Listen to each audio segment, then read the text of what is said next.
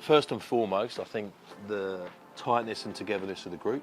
I think that's really important. The cohesiveness of the group is really, really important. They care about each other. They've been tight. They enjoy each other's company, and we're deliberate about trying to make that happen. Shared experiences, and that helps you in the tough moments. Making mistakes or things that haven't gone well are an opportunity to learn and get better. The mindset of no, we're not going to be browbeaten by it. We are going to see the opportunity, not wallow in self-pity. We're definitely a group that, have worked and been deliberate around what we want to be and how we're going to get there, and everyone's played a part into that. Your supporters are emotional, win or lose, and they see the red letter day every week, and the buoyancy of your group.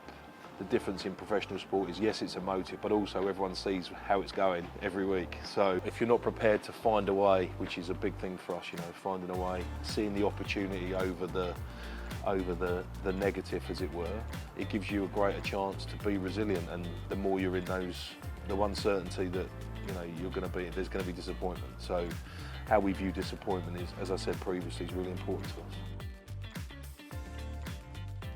We've created an opportunity, right, which is fantastic. There's been obviously a bit of a journey to get to this point, but yeah, we've certainly created an opportunity for ourselves, which is exciting. We've got last 16 home tie in Europe, which is great. We've won a lot of games at home. We've turned the home in form into something to be proud of, and we've developed a lot of players along the way that are flourishing in our new environment.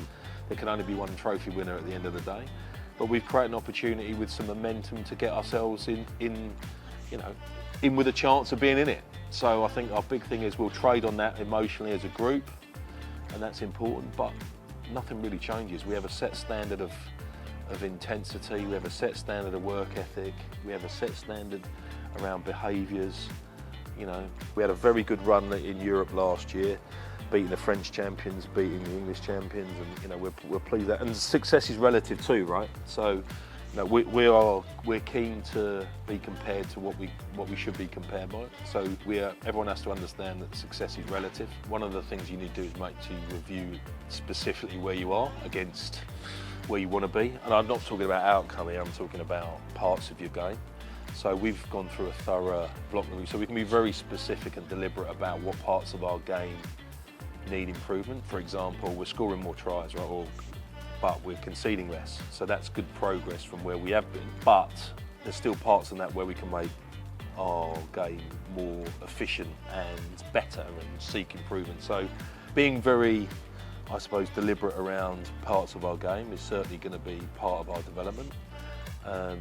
And also, and these are the nuts and bolts stuff really, apart from the big stuff that we've already mentioned. There's definitely good alignment around how we do it as well as what we're trying to do, and you've got to believe in what you're doing, and we don't always agree on necessarily the method. So there's a good support and challenge, I suppose, but ultimately you've got to give people room to do and express themselves both as coaches and as players. And as long as we get further down the track towards what we want to do and how we want to do it, we can, that cross-fertilisation of people is really healthy, I think. And early in my career I wanted, like every coach, you want to be everything to every player, and as you get older you understand that you can't influence every single player the most, and I think that you understand that it's not necessarily a threatening thing, it's a strength thing, the fact that you allow people to resonate to the people that they have good relationships with, right? So, and I think that you see that as a strength, not necessarily a weakness. We're all pretty tunnel visioned around what we're trying to do, and there's a massive buy-in and on all counts. So yeah, I think that's really important. If you haven't got the people on the bus, then you're going to struggle. And it's not my bus, it's our bus. I've been here, 3.5 years as it were, and how it was mapped out at the start, I appreciate on the back of COVID to where it is now is probably not the same blueprint for sure. So again, you've got to practice what you preach, right? Well, we talk about adapt and shift and see the best and deal with disappointment. The backdrop of where we find ourselves now has certainly not been straightforward, but any form of progress isn't. and there's been a lot of churn in relation to our playing group, and there's still going to be a bit, but that's a constant. I think that's been a challenge. I suppose, you know, the facts are, and again, we'll deal with what we do. We'll find a way, as I've said previously. You know, the Welsh regions are capped financially and resource-wise in a very difficult backdrop, which we appreciate, but no one else is. So there's a challenge for even you kick a ball, right? Without all the resources elements to it, the Welsh regions are trying to find a way of what the new, you know, Welsh pathway and Welsh way of doing things is, and you know, we're not through that yet, but so there's a challenge, and that's around influence. We can't control all of that, but we can certainly hopefully try and influence it and contribute to it and make it the best we can. So that's probably been the biggest challenge recently, along with probably with reduction in budgets means player numbers is well versed. I'm not going over old ground, and I'm not doing it because it's the have and the have-nots. You know, that's out there for everyone to see. You look at player numbers from the Irish provinces versus what we've got.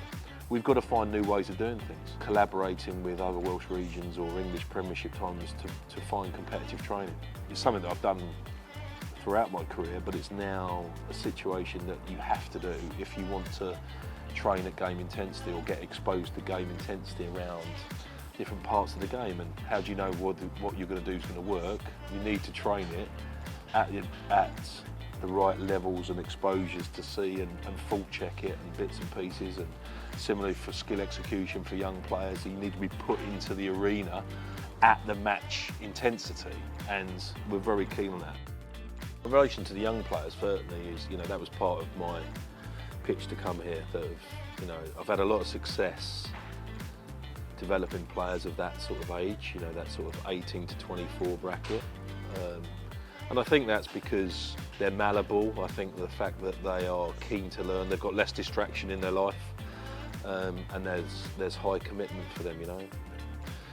And I think that energy, if harnessed in the right way, can be very powerful to the group. It keeps the old ones honest, and the young ones are very keen and dedicated, and they don't know what they don't know. So I think that there's an education and a knowledge part of that. There's a energy part of that. And that's exciting, that's infectious. It's been part of who I am as a coach and what I believe in. We've got a lot of development coaches in our midst, so if you develop the individual, you develop the team.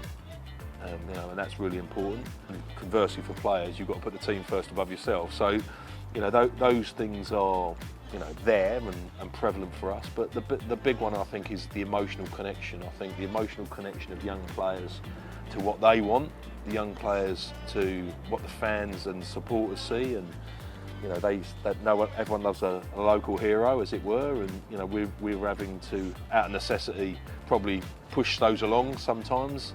You know, as we've seen in this season, where we've probably won games that no one gave us a rat's chance of winning, we've probably managed to do that because the energy's got us through. Now, we've had a lot of adversity on the injury list up till now, and we've still got a bit more of that going on for the next couple of weeks. But as we get towards the business end of the season, I think, touch wood, we should be a bit more healthy, right? So we're going to get a few more players back. We're going to have an end of a Six Nations where, you know, we get a few more players back. We've had an injection of energy and strength in depth a little bit from the Cheetahs. So I think that will drive us if we're in this position to kick on. I think the fact that we'll be healthier, more available, or greater competition, and a general, as I've said already, the youngsters don't know when they're beat, right? So if you put all that together, that hopefully emotionally and connecting-wise gets us, you know, at the right mindset, and then the rest will be about the previous stuff, being very deliberate on what we need to do.